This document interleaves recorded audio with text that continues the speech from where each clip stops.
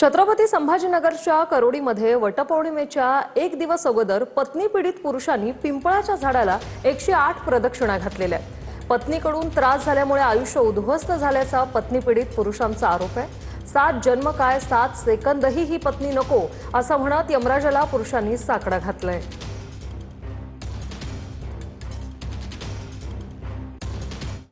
7 फेरे मारल्याने जर 7 जन्मापर्यंत आणि ते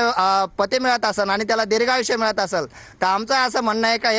हे पिंपळ हा मुंजा आहे आणि या पिंपळाला आम्ही एक दिवस अगोदरच, कारण उद्या आमच्या बायका जाऊन खोटं नाटं सांगतील, कारण उद्या यमराजा पण बिझी राहील, म्हणून आम्ही आज सावड आहे म्हणून आम्ही आज सांगतो हे यमराजा उद्या त्यांचं ऐकू नको, ते खोटाडे आहे, खोटं नाटं सांगून खूप आम्हाला परेशान केलं, आमचं आयुष्य खडतर केलेलं आहे। हे यमराजा त्यांचं नाही ऐकता आमचं देखील आज ऐकून घे का या खोटाड्या बायका उद्या येतील आणि 7 फेरे मारून आम्हाला दीर्घायुष्य मागतील, त्याच्यासाठी की आम्ही 108 उलट्या फेऱ्या मारतो आणि सांगतो का आम्हाला या जाचातून मुक्त कर, म्हणून आम्ही हे पिंपळ पौर्णिमा चालू केलेली आहे। 7 फेरे मारल्याने जर 7 जन्मापर्यंत आणि ते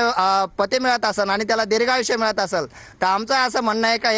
हे पिंपळ हा मुंजा आहे आणि या पिंपळाला आम्ही एक दिवस अगोदरच, कारण उद्या आमच्या बायका जाऊन खोटं नाटं सांगतील, कारण उद्या यमराजा पण बिझी राहील, म्हणून आम्ही आज सावड आहे म्हणून आम्ही आज सांगतो